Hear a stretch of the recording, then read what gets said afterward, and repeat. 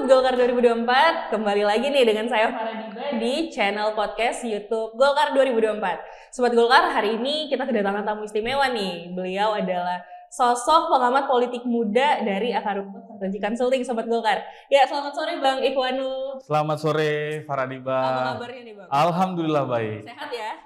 Insya Allah sehat. Alhamdulillah. Situasi politik yang sedang tidak sehat. Kita sehatkan Bang malam ini. Siap kita sehatkan malam Siap ini. ya? Siap. Bang, baru-baru ini Partai Golkar itu mengadakan perayaan HUT Partai Golkar yang ke-59 Bang. Nah itu Alhamdulillah dihadiri oleh Presiden Joko Widodo, kemudian juga ada calon presiden dari Koalisi Indonesia Maju itu ada Bapak Prabowo Subianto. Tentunya juga dihadiri oleh ketua-ketua partai dari Koalisi Indonesia Maju.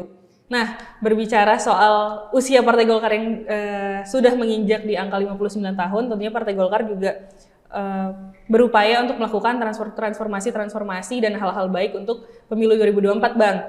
Nah, menurut Bang Wanul, gimana nih Bang Wanul melihat potensi Partai Golkar dalam menghadapi pemilu 2024? Oke, terima kasih Farah Diba dan teman-teman Golkar 2024. Yang pertama saya mau mengucapkan selamat ulang tahun khususnya kepada Partai Golkar yang ke-59 tahun. Ini usia yang cukup mapan ya, cukup senior gitu kalau di dalam konteks kancah politik nasional kita. Nah hari ini kalau kita bicara soal potensi dan peluang Partai Golkar gitu, saya melihat setidaknya yang pasti Partai Golkar selalu punya peluang gitu, mengingat hari ini Partai Golkar adalah mungkin ya salah satu-satunya partai yang hampir mengikuti semua kontestasi pemilu. Yang dulu namanya Golkar, sekarang kan Partai Golkar. Artinya sejarah panjang Partai Golkar ini dalam kancah politik nasional setidaknya sebagai salah satu partai politik paling senior, setidaknya mereka sudah punya pengalaman lah ibaratnya dalam menghadapi situasi pemilu. Nah bicara soal peluang, saya selalu bilang bahwa Partai Golkar itu selalu punya peluang untuk memenangkan pemilu 2024. Setidaknya saya melihat ada 3-4 variabel itu yang bisa menentukan atau yang bisa menjadi penentu kemenangan Partai Golkar. Mungkin yang pertama tadi sudah saya jelaskan sedikit, dengan usia Partai Golkar yang sudah 59 tahun ini, artinya mereka sudah banyak makan asam garam dalam menghadapi situasi pemilu, dalam menghadapi situasi di polemik politik nasional. Kemudian juga di usia yang cukup mapan ini, Partai Golkar saya melihat punya basis pemilih yang cukup kuat gitu. Punya basis pemilih yang cukup militan khususnya yang ada di akar rumput. Nah ini yang menjadi salah satu variabel kekuatan Partai Golkar. Kemudian yang kedua adalah kalau kita bicara hari ini status Partai Golkar ya udah resmi kan mendaftar. Kemudian kemarin tanggal 4 November juga DCT sudah diumumkan kan gitu, daftar calon tetap. Nah Partai Golkar, saya melihat Partai Golkar adalah salah satu partai yang komposisinya memenuhi semua kuota yang diberikan oleh KPU, artinya tidak ada spot yang kosong untuk calon anggota legislatif, baik itu di tingkat DPR, DPRD Provinsi, DPRD Kabupaten Kota. Nah ini tuh menjadi kekuatan juga bagi Partai Golkar, karena ketika semua elemen ini bergerak, elemen caleg ini bergerak, bukan tidak mungkin gitu Partai Golkar memenangkan pemilu. Kemudian yang ketiga, Farah Diba gini. Nah hari ini kan Partai Golkar nih, banyak orang kenalnya Partai Golkar itu partai yang orang tua, kolot kan gitu. Banyak diisi oleh orang-orang tua lah ibaratnya, bukan kolot sih. Banyak diisi orang-orang tua. Cuman saya melihat justru hari ini Partai Golkar justru menjadi magnet baru gitu bagi anak-anak muda yang ingin terjun ke dunia politik. Dan itu sebenarnya sudah dibuktikan dengan banyaknya kader-kader muda Partai Golkar yang hari ini mengisi jabatan-jabatan strategis publik, baik itu di level kepala daerah, bupati, wali kota, gubernur, kemudian juga DPRD, kabupaten kota maupun DPRD provinsi hingga DPR RI. Nah, artinya stoknya banyak gitu dan ini bisa menjadi magnet baru bagi Partai Golkar untuk bisa meyakinkan pemilih pemula khususnya. Nah, karena kalau bicara pemilih pemula ini kan menjadi variabel paling penting sebenarnya ketika kita bicara soal pemilu. Itu angkanya sekitar 53-54% dari total DPT untuk pemilu 2024. Nah ini kan menjadi ceruk yang cukup besar gitu. Nah ini kalau Golkar bisa manfaatkan dengan kader-kader mudanya yang akan ditampilkan, yang akan bisa menyapa, ini menjadi potensi yang luar biasa. Kemudian yang keempat adalah pengalaman di pemerintahan. Nah ini tuh menjadi penting karena isu ekonomi, isu keberlanjutan, isu pembangunan, isu pertahanan, pangan dan segala macam itu saya melihat justru hari ini peran pentingnya banyak dimainkan oleh kader-kader Partai Golkar. Mungkin saya nggak akan sebut semuanya, cuman ini contoh aja gitu. Ketika kita bicara soal ekonomi, hari ini Partai Golkar tuh punya banyak stok gitu. Kita bicara soal ekonomi ada Pak Erlangga, Ketua Umum sekaligus Menko Perekonomian. Kita bicara soal investasi, pembangunan dan segala macam, itu ada Pak Luhut, yang juga Ketua Dewan Penasihat kalau nggak salah di Partai Golkar. Yang di kabinet, Menko juga, Menko Marves. Kemudian kalau kita bicara soal perdagangan, ada Wakil Menteri Dalam Negeri, Wakil Menteri Perdagangan, yang juga Ketua AMPI kalau nggak salah itu Mas Jerry Sambuaga. Nah ini kan artinya orang-orang yang ada di Partai Golkar mengisi posisi-posisi strategis di pemerintahan, dan artinya Golkar itu kalau bicara soal pemerintahan tuh kalau saya rasa udah hatam gitu menjalankan pemerintahan. Nah ini juga modal gitu, ini modal yang cukup besar ketika kita bicara soal isu-isu khusus di pemilu, isu ekonomi, isu pangan. Nah, Golkar ini udah punya stoknya nih yang bisa bicara itu secara gamblang, secara ahli kan gitu, secara umum bahkan secara khusus kepada masyarakat. Nah ini keempat variabel ini mungkin yang saya bisa sampaikan atau yang bisa menjadi instrumen kekuatan bagi Partai Golkar untuk bisa memenangkan pemilu 2024. Gitu, Faradiba. Bang, berbicara dengan tadi yang menarik sih, Bang Wano menyebutkan bahwa kader-kader muda Partai Golkar yang sangat potensial. Bang, saat ini Partai Golkar itu telah mengkampanyekan under 40, Bang. Jadi under 40 itu anggota-anggota partai yang berada di usia di bawah 40 tahun, dan itu mereka anak-anak muda yang sangat berprestasi, Bang Wano. Nah, selain itu dengan variabel-variabel yang sudah Abang sebutkan, menurut Abang Partai Golkar siap nggak nih untuk bertarung di pemilu 2024? Kalau bicara siap saya rasa itu sudah dibuktikan gitu dengan komplitnya komposisi di pileg kan gitu. Kemudian juga ditambahkan lagi, saya juga mendengar itu ketika kalau nggak salah di perayaan HUT ya, Pak Erlangga selaku Ketua Umum menyampaikan itu, memperkenalkan itu justru bahkan di depan Presiden Joko Widodo dan di depan calon presiden Partai Golkar yaitu Pak Prabowo, memperkenalkan under 40 ini. Nah, ini menurut saya menarik dan harusnya dan mungkin sangat bisa untuk dioptimalkan gitu. Ketika hari ini kita bicara soal tadi saya bilang salah satu variabel penting dalam pemilu adalah pemilih muda kita. Nah, ketika ini bisa dimanfaatkan oleh Golkar melalui under 40-nya, apalagi yang saya tahu isi under 40 itu juga bukan orang sembarangan gitu.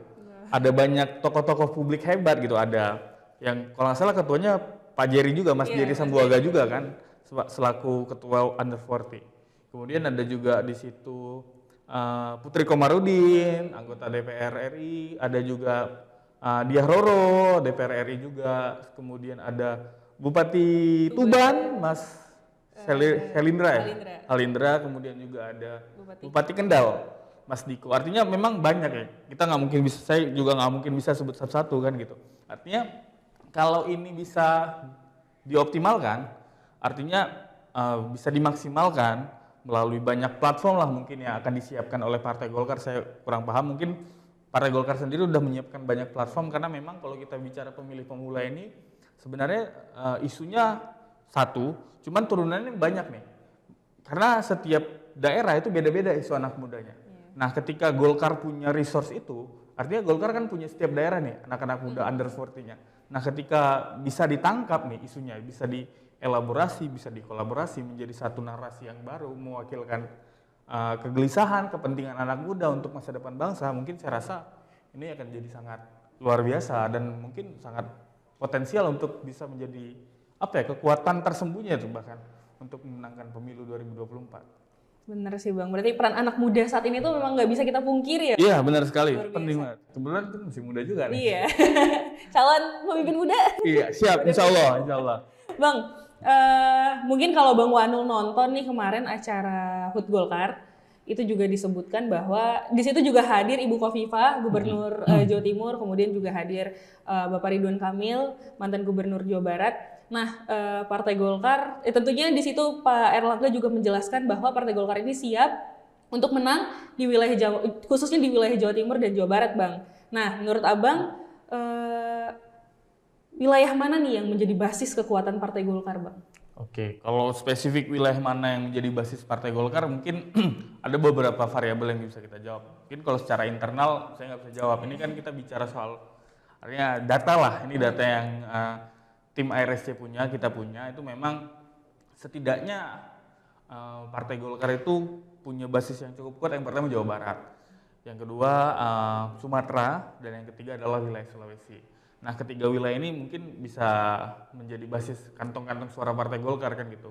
Selain wilayah-wilayah yang mungkin selama ini banyak diperbincangkan orang. Jadi kalau kita mengikuti yang dikeluarkan KPU berdasarkan data dari KPU bahwa DPT paling besar itu, tiga DPT terbesar itu ada di Provinsi Jawa Barat pertama, kemudian kedua adalah Jawa Timur, yang ketiga Jawa Tengah. Nah, artinya Golkar udah punya satu nih, basis kantong suara di Jawa Barat. Nah, tinggal bagaimana mengoptimalkannya. Nah, balik ke perbincangan mengenai Bu Khofifah, khususnya Pilpres ya. Mungkin ini menjadi sangat menarik karena memang Jawa Timur ini menjadi battleground lah istilahnya dalam Pilpres. Di banyak kesempatan juga pengamat-pengamat politik lain juga bicara soal Jatim sebagai battleground. Kita semua sepakat mungkin kenapa Jatim menjadi battleground. Kemudian jangan salah, Golkar juga punya basis nih di Jawa Timur ya kan. Di situ juga ada tokoh-tokoh hebatnya, dan Jawa Tengah juga ada tokoh Golkar yang juga cukup hebat dan cukup mentereng gitu. Kalau nggak salah Gus Nusron juga dapilnya Jawa Tengah kan gitu, Nusron Wahid. Artinya mungkin ya selain Jawa Barat, Jawa Tengah, Jawa Timur, mungkin selain Jawa Barat, Jawa Tengah, Jawa Timur ini juga bisa mungkin tidak basis utama. Tapi setidaknya Golkar punya kekuatan juga di situ. Kira-kira seperti itu. Oke Bang, kita udah membahas tentang peluang, kemudian under 40, dan juga kita sudah membahas basis kekuatan Partai Golkar.